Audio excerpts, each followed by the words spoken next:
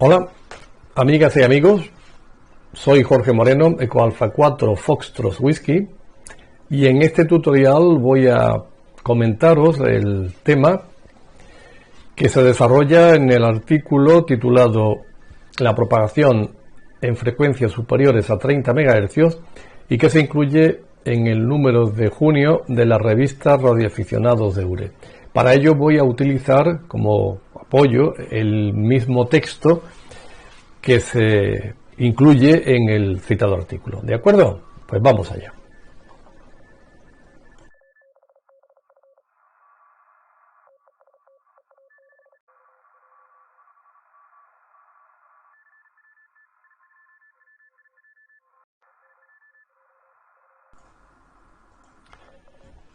Muy bien, pues aquí tenéis en esta lista los 9 mecanismos de propagación que aparecen en la propagación de las ondas de radio que funcionan en bandas superiores a 30 MHz. Veréis que algunos de ellos tienen nombres que nos pueden confundir. Vemos refracción, difracción, dispersión. Al principio uno se hace un pequeño lío con esto, pero enseguida vamos a ver qué significa cada uno de ellos. Y además lo importante no es el nombre, sino lo importante es el concepto que hay detrás.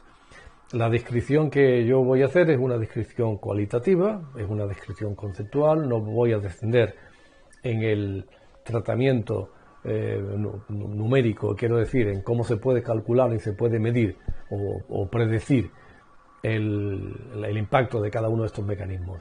Si alguien está interesado en profundizar, al final del artículo hay una lista de referencias de textos de la UIT, de la Unión Internacional de Telecomunicaciones, en los que se describen estos mecanismos con más detalle y se incluyen pues consideraciones de tipo matemático para los que les gusten hacer cálculos.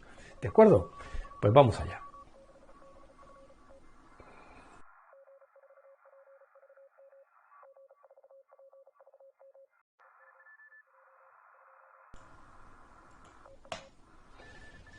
Vamos a ocuparnos ahora de entender en qué consiste la propagación en espacio libre.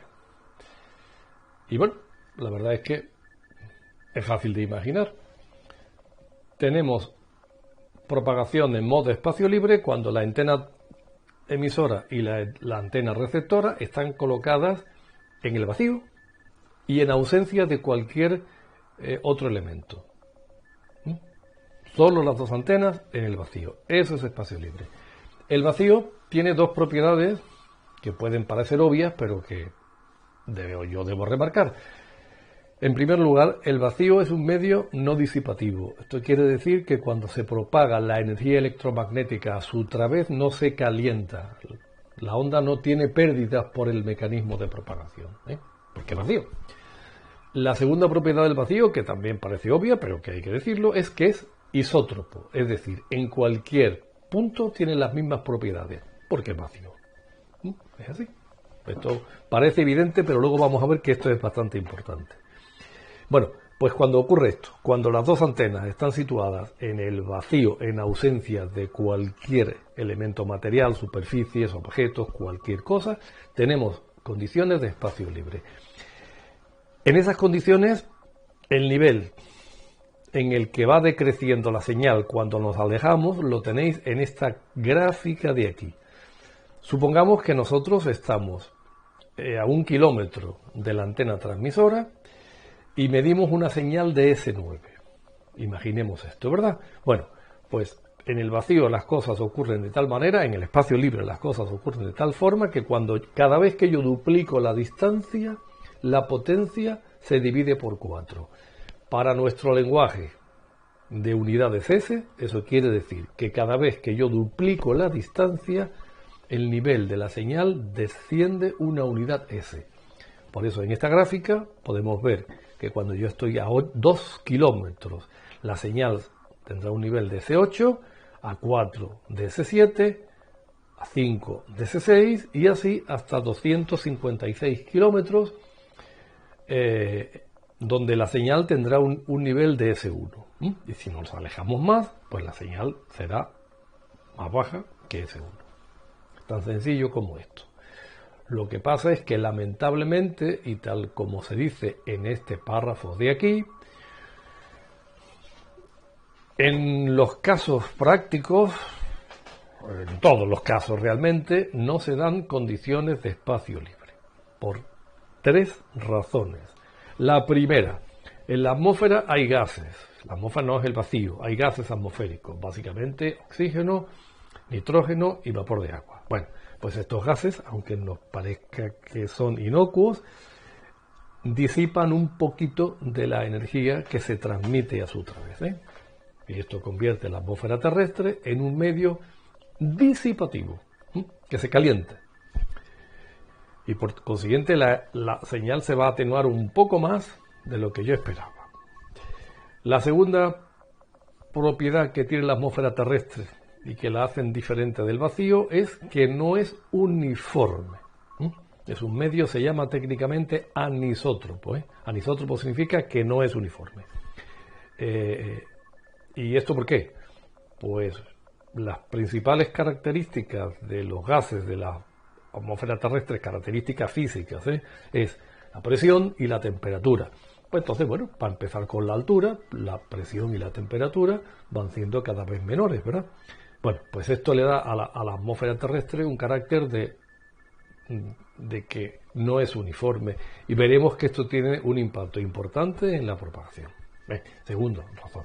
Y la tercera es súper obvia, ¿no?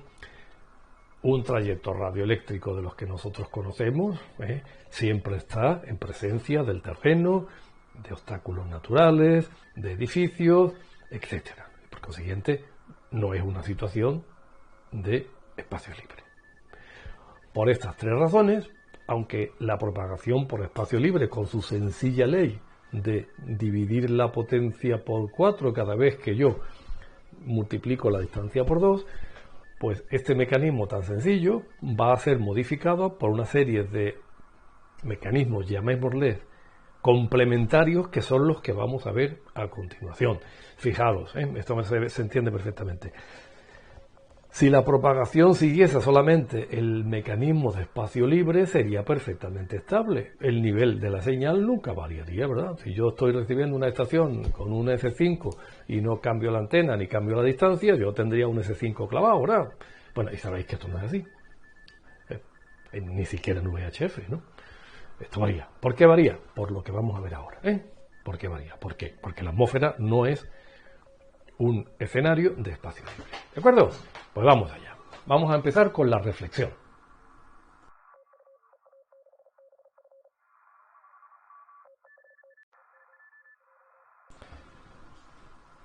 Pues vamos a ocuparnos ahora de entender el mecanismo de propagación que se llama reflexión y que es bastante intuitivo, ¿verdad?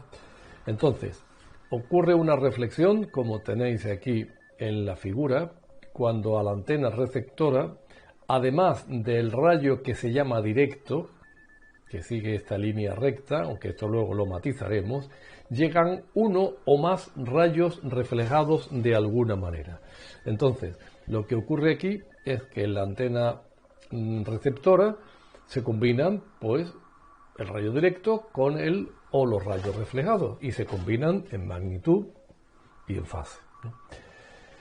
¿De qué depende la magnitud y la fase del rayo directo? Pues del espacio libre, lo que hemos visto antes. ¿De qué depende el rayo reflejado? Pues depende de la distancia que recorre, como si fuese espacio libre, pero también depende del punto de reflexión, ¿no? El punto de reflexión va a condicionar el nivel de la señal reflejada y sobre todo su fase, que está puesta aquí. Entonces, en recepción se combinan todas las señales reflejadas que se reciben en magnitud y en fase, y puede ocurrir que la señal recibida sea un poco mayor que la que podríamos esperar de espacio libre. Esto nos puede ocurrir si tenemos suerte, y si tenemos mala suerte puede ocurrir lo contrario, que las señales se sumen en contrafase y se anulen entre ellas, y entonces tengamos un nivel de señal recibida que es muy inferior al que podíamos esperar, ¿no? Esto explica por qué a veces cuando estamos recibiendo una estación que vemos y esperamos que se copie con un nivel alto, pues es posible que no sea así. ¿Por qué? Porque seguramente hay una reflexión normalmente en el terreno. ¿De acuerdo? hay dos tipos básicos de reflexiones. Este, que es el que yo acabo de describir, en el que solamente hay un rayo, se llama reflexión en el terreno, y existen el rayo directo y el rayo reflejado. Es bastante fácil de modelar matemáticamente, porque conociendo el coeficiente de reflexión que se conoce, dependiendo del terreno, pues yo puedo calcular las fases y los niveles de la señal, ¿no? Y lo puedo calcular. Esto tiene un pequeño problema, como vamos a ver enseguida, ¿no? Que varía de un momento a otro. Pero bueno, podemos intentarlo.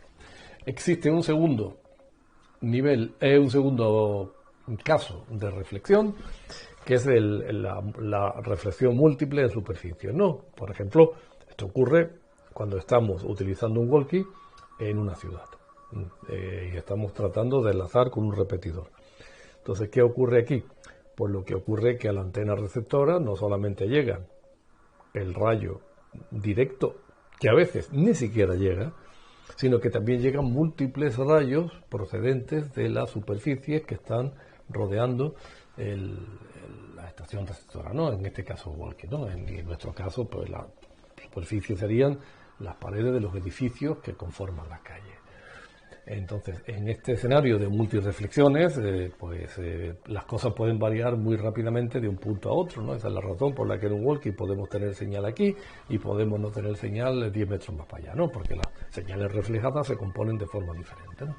Modelar este caso de multireflexión es complejo, ¿no? Se recurre normalmente a modelos estadísticos que están basados en realizar muchas medidas, ¿no? Y que de alguna forma pues construyen un modelo del terreno urbano. Un caso extremo de la reflexión es la reflexión en la Luna, ¿no? En este caso, para mayor complicación, pues la reflexión en lugar de producirse en una superficie, se produce en una superficie esférica, ¿no? Tiene un efecto adicional esto, ¿no? Entonces, si uno pretende calcular la señal recibida en un enlace por reflexión en la Luna, pues tiene que tener en cuenta esto. Bien, pues este mecanismo que nos afecta a la propagación básica en espacio libre debido a la reflexión de la señal en diferentes superficies, incluyendo el terreno, se llama reflexión. Y ahora vamos a ver el siguiente, que ya tiene un nombre un poco más extraño, se llama refracción. Vamos allá.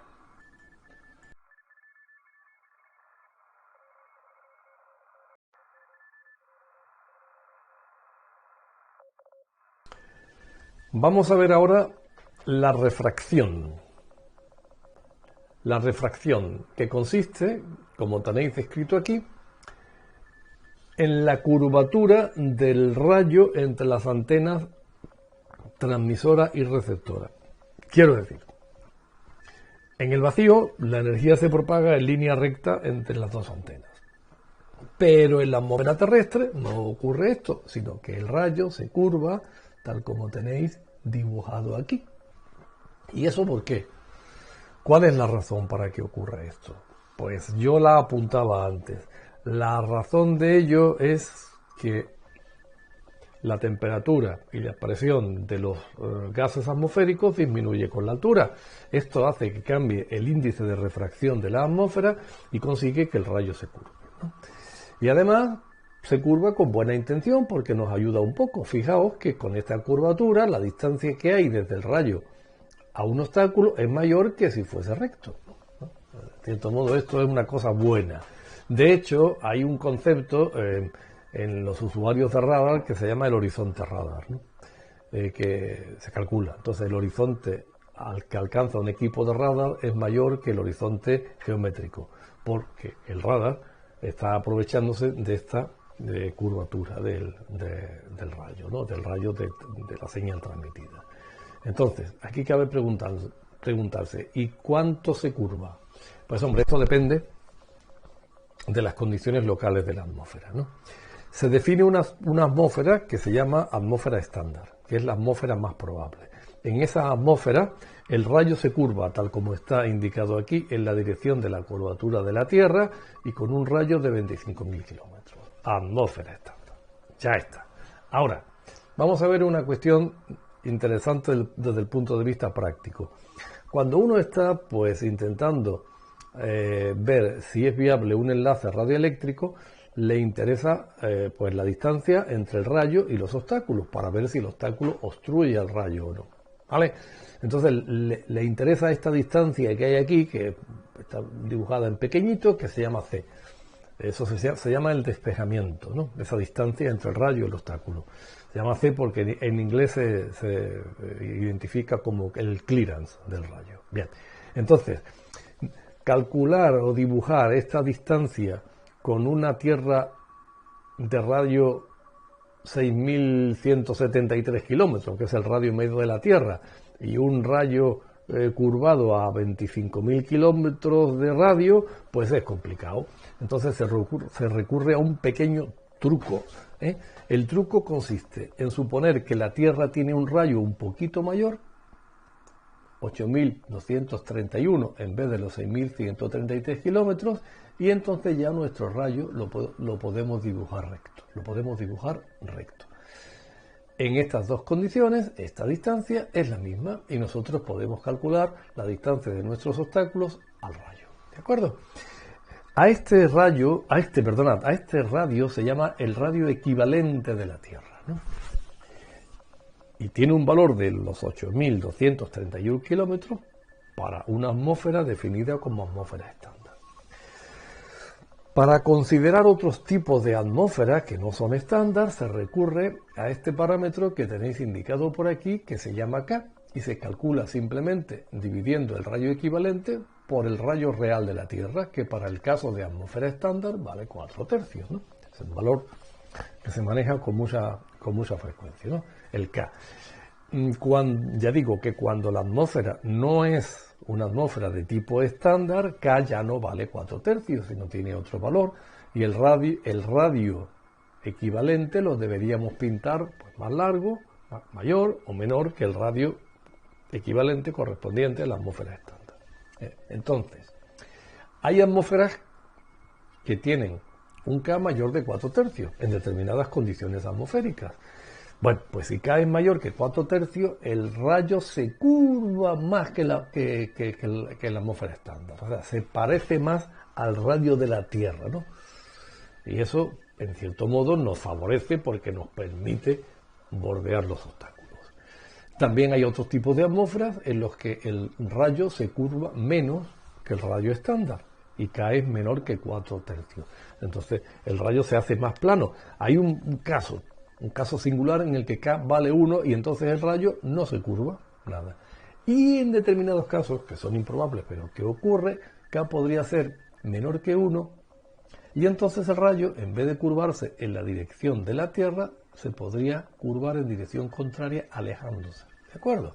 Bien, esto nos lleva al siguiente concepto que se llama propagación anómala o propagación en atmósferas no estándar. Mirad, hay determinados tipos de condiciones atmosféricas que tienen, digamos, tan mala idea, o tan buena idea, depende para lo que logramos, que puede originar estos dos casos que tenéis puesto aquí. El primero se llama multitrayecto. Fijaos, multitrayecto. ¿Qué significa esto? Significa que la refractividad de la atmósfera, la manera en la que las propiedades de los gases atmosféricos varían, consiguen que a la antena receptora lleguen varios rayos que se propagan todos ellos entre ambas antenas. Aquí, ojo, esto no es una reflexión. Son múltiples rayos debido a la refracción atmosférica. Y todos ellos, igual que en el caso de la reflexión, se combinan en la antena receptora y pueden ayudar incrementando el nivel de la señal o la pueden atenuar porque llegan en contrafase. Este efecto, que tiene muy mala idea, ya no tiene interés práctico para lo que yo voy a contar, no, pero hace años, cuando se utilizaban los radioenlaces de microondas interurbanos que funcionan en las bandas de 2 GHz, de 4 GHz, de 6 GHz, esto era tremendamente importante, ¿no? Tremendamente importante porque esos vanos tenían distancias que se medían en decenas de kilómetros, 40 kilómetros, 50 kilómetros, y cuando había una situación de multitrayecto la señal se atenuaba tanto que se se cortaba el enlace, ¿no? Y había que recurrir al sistema de diversidad de antenas, con diversidad de espacio, diversidad de frecuencia, en fin, determinados mecanismos para luchar contra este mecanismo. Bueno, esto es el multitrayecto. Hay otro caso que también aparece debido a la refracción atmosférica, que es el conducto troposférico. ¿Vale? Puede ocurrir que un mismo rayo se curve de diferente manera y quede atrapado entre dos niveles de altura, ¿no? De forma que llega a la antena receptora después de recorrer pues una trayectoria pues como esta, que ya no se parece en nada a una recta. Bueno, tener en cuenta que estos dibujos están exagerados para que se entienda bien, ¿no? Estas curvaturas serían mucho menores, pero ocurrirían, ¿no? Entonces esto se llama un conducto troposférico. Los conductos troposféricos tienen la propiedad de que permiten la propagación de la señal a una distancia mucho más elevada de lo que permite la visión directa, ¿no? Es un caso de propagación anómala que no tiene sentido práctico para los enlaces porque no se puede aprovechar, salvo para condiciones esporádicas, pero sí da bastante la lata, ¿no? Yo recuerdo ya hace bastantes años, ¿no? En la propia televisión, cuando las teles eran con tecnología analógica y los repetidores estaban muy espaciados, que en verano, que es cuando estos efectos ocurren con mayor probabilidad, pues advertían en la televisión de que podía haber interferencias debido al sobrealcance de otros repetidores, ¿no? Que interferían con el nivel de la señal cercana, ¿no? Estos son los conductos troposféricos que a nosotros nos puede interesar para batir récord de comunicaciones en microondas, ¿no? Utilizando conductos troposféricos. Muy bien. Pues ya hemos visto la refracción. Ahora vamos a ver otra de nombre parecido que se llama la difracción. ¿De acuerdo? Vamos allá.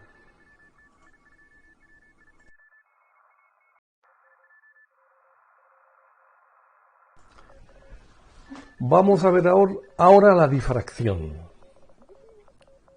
que consiste en la propiedad que tienen las señales de radio, las ondas electromagnéticas, para bordear obstáculos, ¿eh?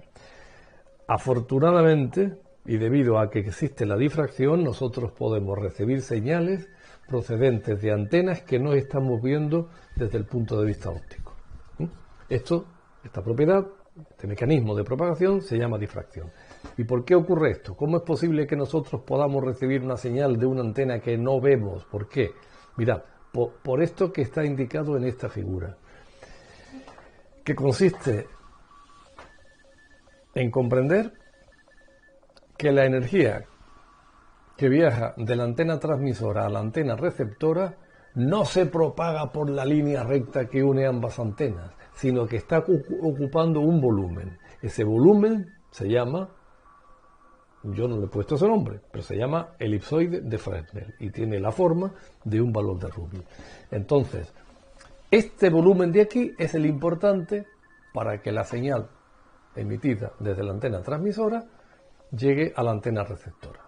¿Y cómo se puede calcular esta distancia? ¿Cómo se puede calcular a qué distancia del rayo directo está el punto del elipsoide de Fresnel, ¿no? ¿De cómo se puede calcular? Mirad, mediante esta formulita que hay aquí, que es muy simple, ¿eh? Depende solamente de la distancia. Si yo elijo un punto del radio directo, el radio de esta cosa, de este elipsoide de Fresnel, depende de la distancia del punto a la antena transmisora, de la distancia del punto a la antena receptora y de la longitud de onda. Atención a esto porque es lo que nos va a explicar algo que nuestro cerebro nos puede entrar en contradicción, ¿verdad? Atención. La anchura, digamos, el grosor del elipsoide de Fresnel depende de la longitud de onda. Cuanto mayor es la longitud de onda, lo tenéis aquí, más gordote es, ¿no? Bien, o dicho de otra manera, a medida que la frecuencia va aumentando, esa cosa, ese elipsoide de Fresnel se va haciendo más estrecho y más estrecho y más estrecho. Muy bien, entonces, ¿y esto para qué sirve, no? Pues esto sirve para lo siguiente, mirad. Esto se puede estudiar desde el punto de vista matemático, se pueden establecer determinadas cálculos, ¿no? Cálculos, y yo voy aquí solamente a las conclusiones. Mirad, si yo tengo un obstáculo, como este que hay aquí, que está a una distancia del rayo directo que es mayor, o sea, esta distancia que hay aquí, que se llama despejamiento o clearance, si esta distancia es mayor que el 60% del radio de Fresnel en ese punto, el obstáculo no tiene ningún impacto en el nivel de la señal recibida y lo podemos despreciar. Cuando el obstáculo empieza a tener una altura que es tal que esta distancia de aquí es menor que el 60% del radio del elipsoide de Fresnel, entonces empieza a introducir una atenuación. ¿Y qué pasa cuando el obstáculo llega justo aquí al rayo directo? ¿Qué pasa? Bueno, en ese punto exactamente, la atenuación, la pérdida de la señal recibida es de 1 unidad de S. Parece sorprendente, ¿verdad? Un obstáculo que casi nos tapa, solamente nos atenúa 6 dB. 1 unidad de S. ¿Y qué pasa si el obstáculo es un poquito, supera el radio directo? ¿Nos quedamos sin señal? No, señor, no nos quedamos sin señal. Este obstáculo puede sobrepasar el rayo directo y seguimos recibiendo señal porque procederá de toda esta zona. Hasta que el obstáculo no supera al rayo directo en el 20% del radio del elipsoide de Fresnel en ese punto, no tenemos una atenuación poderosa como es del nivel de 25 o 30 dB. Cuando ya el obstáculo supera este 20% del radio de la primera zona de Fresnel, pues entonces la atenuación es tan importante que la señal es inutilizable. ¿De acuerdo? Entonces, esta es la razón por la que nosotros, aunque no veamos la antena receptora, la antena transmisora, podemos seguir recibiendo señal. Y yo decía antes, esto choca un poco, ¿verdad? Porque la gente está acostumbrada a que si yo no veo la antena, ¿cómo es posible que me llegue a mí esto? Pues es que va contra la intuición. Bueno, esto es debido a que el cerebro humano está acostumbrado a tratar la luz, ¿no? Entonces, todos sabemos que un rayo de luz, si lo obstruyo, ya no se ve. ¿Por qué no se ve? Pues por esto, mirad, por la longitud de onda. Todos sabemos que la frecuencia de los rayos de luz, de las señales luminosas, es muy elevada, ¿no? La frecuencia es altísima y la longitud de onda es muy pequeña. Entonces, como la longitud de onda es muy pequeña, el radio de Fresnel en todo el trayecto es muy pequeño. Y en cuanto el obstáculo tapa el rayo, dejamos de ver la fuente luminosa. Pero en realidad se comporta igual que una señal de radio. La única diferencia es que la luz tiene una frecuencia tan alta que el cerebro humano está acostumbrado a que cuando un obstáculo obstruye, se acabó. ¿De acuerdo? Cuando la luz se ve con más detalle y cuando se ve con unas medidas mucho más pequeñas, se observa que en la luz ocurre el fenómeno de difracción igual que ocurre en las ondas de radio, porque las ondas de radio, como sabéis, tienen la misma naturaleza que las ondas luminosas. Bueno, pues esto es la difracción, ¿no? La difracción que nos ayuda porque nos permite recibir señales que están detrás de un obstáculo, ¿no? A cierta medida, siempre que el obstáculo no lo obstruya hasta unos niveles muy potentes, ¿no? Existen modelos que son relativamente simples que permiten calcular la pérdida que produce una obstrucción de un obstáculo a la señal de radio. El que quiera ver esto, que mire en la referencia, que ahí encontrará documentación.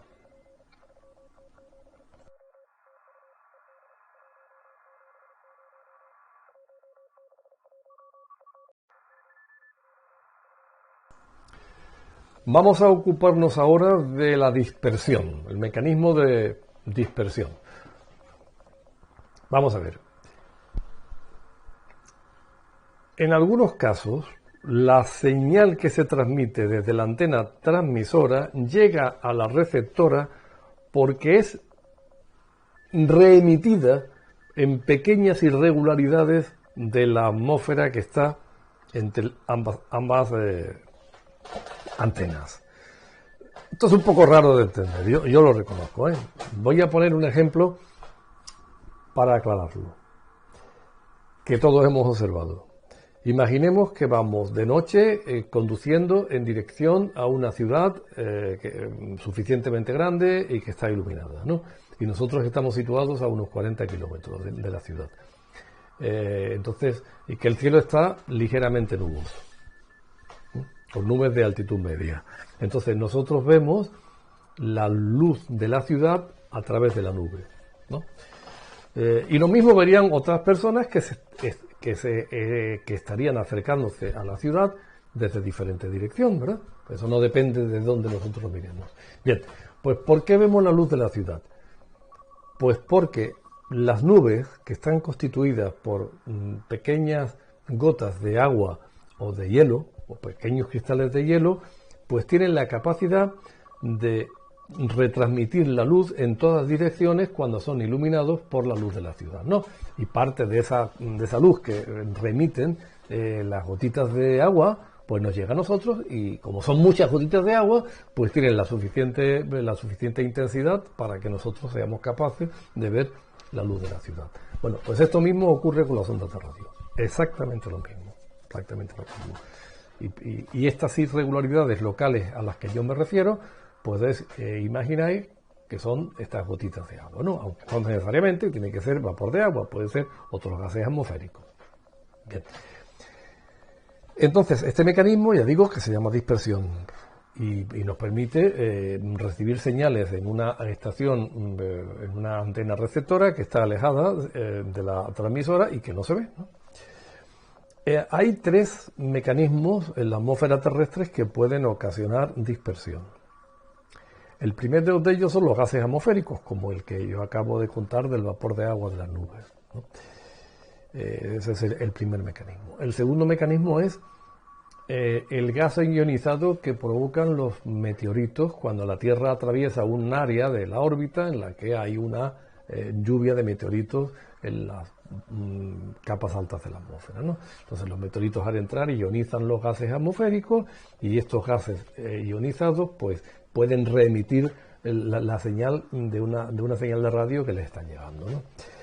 La tercera razón para que exista dispersión es que esas mismas irregularidades se den en la ionosfera, ¿no? Cuidado, no confundir la ionización debido a la ionosfera con la ionización debida a los meteoritos, ¿eh? La diferencia aquí es la causa que ocasiona la ionización. En el caso del meteorito es pues el calor del meteorito cuando entra en la atmósfera. En el caso de la ionosfera es la radiación solar que tiene suficiente energía como para ionizar las altas capas de la atmósfera, ¿no? Y las tres provocan este efecto de dispersión.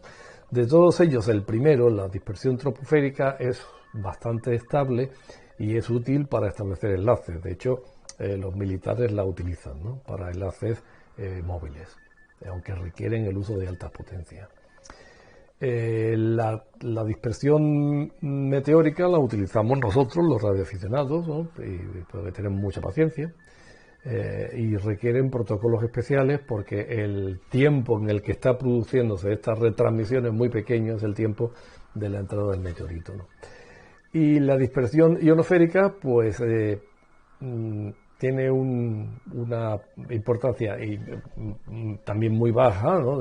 como la meteórica, y entonces la posibilidad de establecer enlaces por este mecanismo es incluso más complicada, ¿no? Yo nunca he oído que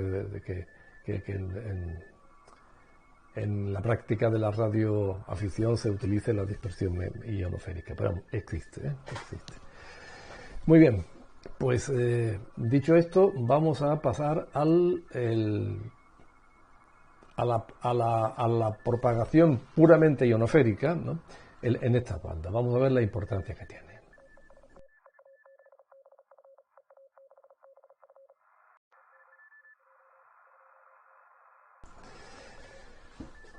Vamos a ver ahora la importancia, como decía, que tiene la propagación ionosférica en bandas superiores a 30 MHz. Muy bien, respuesta, poca. ¿Quiere decir que no exista? Sí existe, pero es rara, ¿no?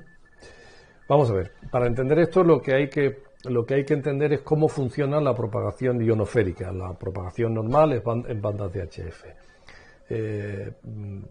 la manera en la que llega la señal desde la antena transmisora a la antena receptora es debido a una curvatura de la señal en la ionosfera. Es una refracción, no es una reflexión, es una refracción. ¿Y de qué depende entonces esta curvatura? ¿De qué depende? Depende de la frecuencia. Depende de la frecuencia. Cuanto mayor es la frecuencia, menor es la curvatura. Por eso existe, para una determinado estado de la ionosfera, existe una frecuencia máxima que se llama máxima frecuencia utilizable, por encima de la cual pues ya el rayo pues no se curva, sino que se escapa hacia el espacio exterior. Entonces, normalmente las frecuencias superiores a 30 MHz, pues en esta frecuencia el rayo no experimenta una curvatura de tal forma que pueda ser útil, que pueda volver a la Tierra y por tanto ser recibido por la antena receptora, ¿no? ¿Esto quiere decir que no ocurra nunca? No, claro que ocurre, ¿no? Claro que ocurre. De hecho, en la banda de 6 metros, como todos sabéis, hay propagación ionosférica, ¿no? Y hay comunicaciones a larga distancia. El asunto es que es bastante poco probable, ¿no? Y que los modelos que hay de propagación ionosférica ya no son útiles para frecuencias superiores a 30 MHz, ¿verdad? Y en cualquier caso, la propagación ionosférica que existe en estos márgenes siempre ocurre para valores de la frecuencia en la zona baja del VHF, ¿no? A medida que vamos subiendo en frecuencia, pues van siendo cada vez más difícil de que ocurra. Entonces, resumen, ¿hay propagación ionosférica en VHF? Sí, pero la hay de una manera bastante poco probable, ¿no? Poco probable.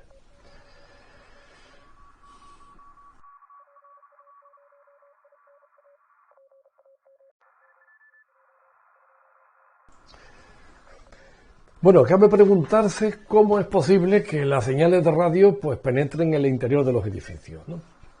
Y la pregunta es así, pues porque nosotros estamos acostumbrados a que la luz no entre. Hasta ahí podríamos llegar, ¿no? ¿Para qué se verían las paredes? Bueno, ¿y esto por qué es así? Pues esto es así por la frecuencia. Mirad, un frente de ondas que se dirige a una pared, pues la atraviesa hasta cierto punto, ¿no? O sea, experimenta una atenuación.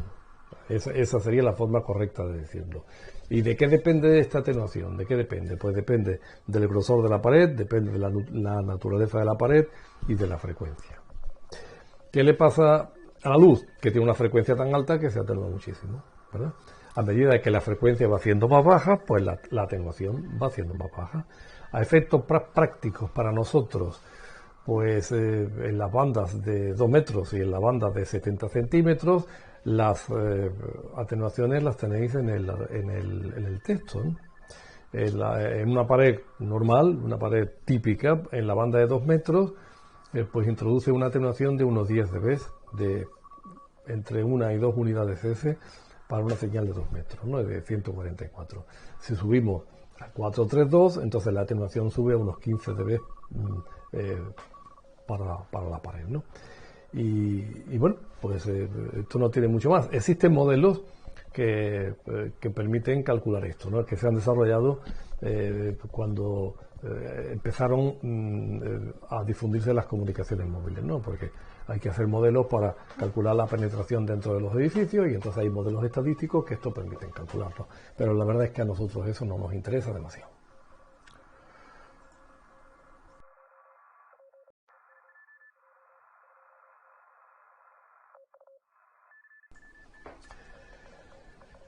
La atenuación por lluvia pues empieza a ser significativa a unas frecuencias que, salvo algunos de nosotros, no nos importa mucho.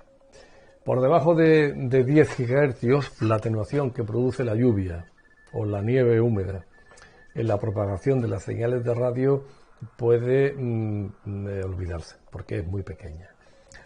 Cuando pasamos esta frontera, pues la atenuación ya no es despreciable. De hecho, la mayoría de los enlaces de microondas que funcionan en frecuencias de 23 GHz y de 28 GHz, que son bandas comerciales, ¿no?, pues tienen el problema de que para lluvias intensas pueden experimentar cortes, ¿verdad?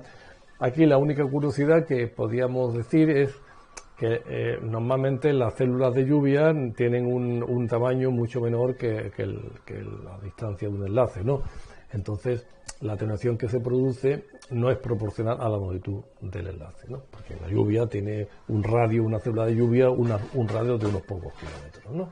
Pero ya digo, aquí en resumen está en que, salvo aquellos que les gusta experimentar en frecuencias superiores a 10 GHz, esto puede olvidarse. Y aquellos que experimentan, pues supongo que si llueve lo mejor que hacen es quedarse en casa.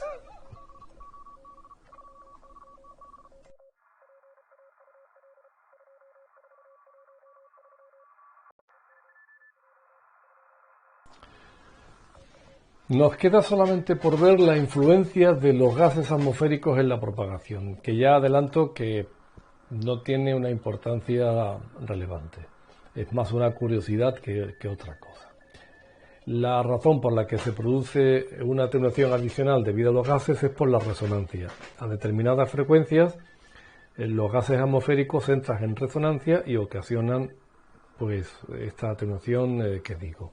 Mirad, en estas figuras que tenéis aquí, bueno, la parte de la izquierda se refiere a la lluvia. Aquí veis, como yo decía antes, ¿no?, que la atenuación por lluvia, que la tenéis en este eje, aumenta a medida que se incrementa la frecuencia y que aumenta la intensidad de la lluvia. A partir de una determinada frecuencia, la atenuación es constante, ¿no? Ya se queda más o menos plano. En el caso de los gases, aquí veis estos picos, que son los picos de resonancia de los diferentes gases atmosféricos. El primero de ellos, creo que está, por aquí el texto lo pone, por el orden de los 22 GHz y es debido al vapor de agua. El siguiente pico ocurre a una frecuencia mucho más alta, 60 GHz, y es debido al oxígeno, ¿verdad? Pues muy bien, ya solamente nos quedan pues hacer unas pequeñas conclusiones sobre todo esto.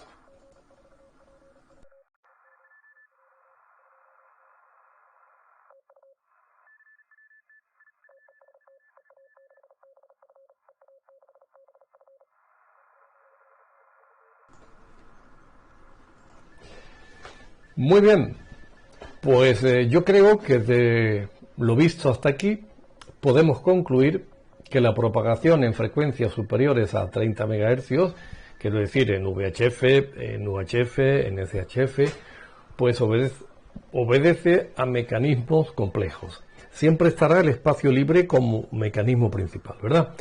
Pero hay varios mecanismos que completan a la propagación por espacio libre, como son la reflexión, la refracción, la dispersión, y todos ellos que además pueden incluso aparecer combinados. Entonces, para explicarnos lo que observamos, el nivel de la señal que estamos recibiendo, a veces es necesario tenerlos en cuenta. En realidad, a nuestro nivel, para nosotros, los radioaficionados, pues tampoco hace falta que profundicemos en estos mecanismos con muchísimo detalle y con un análisis matemático. Simplemente hace falta conocerlos conceptualmente, entenderlos bien, ¿no? Entender bien el concepto, porque esto nos ayudará a comprender algunas situaciones que nos pueden resultar inicialmente extrañas. A mí hay un ejemplo que me gusta mucho, ¿verdad?, que es el consistente en dos estaciones situadas a uno y otro lado de una bahía o de un lago, ¿vale? Bueno, pues a cualquiera que opere equipos de radio puede pensar que esa situación es ideal, porque no tendremos nada, ningún obstáculo que impida la propagación de la señal y podemos esperar un nivel alto y además estable, ¿no? Pues eso sería lo que creemos que debería ocurrir. Sin embargo, vemos que a veces esto pues no ocurre, ¿no? Y todavía peor. Es muy posible que a una segunda estación de nuestro vecino, que está situado a, qué sé yo, 800 metros de nosotros, en su caso sí está recibiendo una buena señal de la misma estación, ¿no? Que podemos imaginar que es un repetidor.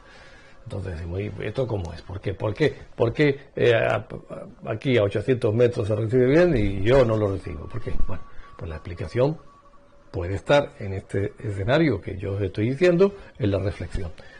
El agua, pues es un medio que refleja muy bien las señales de las ondas de radio, ¿no?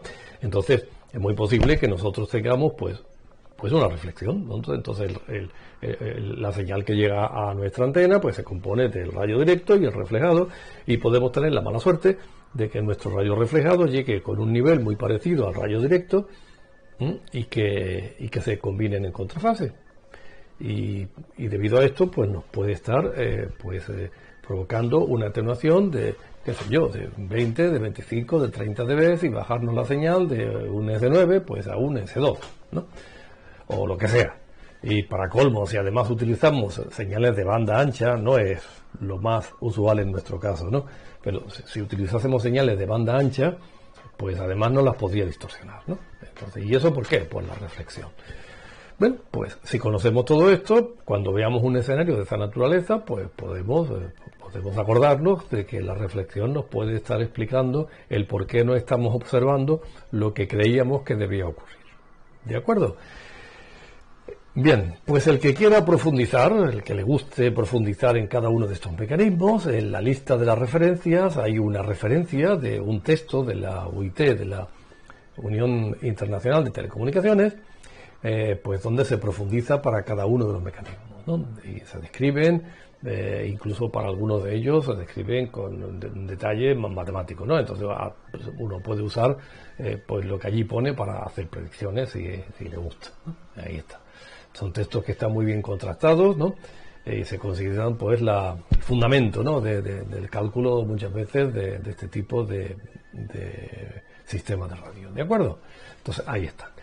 Si queréis hacerme alguna pregunta, pues sin ninguna duda podéis dirigir un correo a esta dirección que tenéis en la pantalla, y yo con mucho gusto pues os atenderé y os contestaré, y os daré la respuesta si la sé, y si no pues os diré que no la sé, ¿no?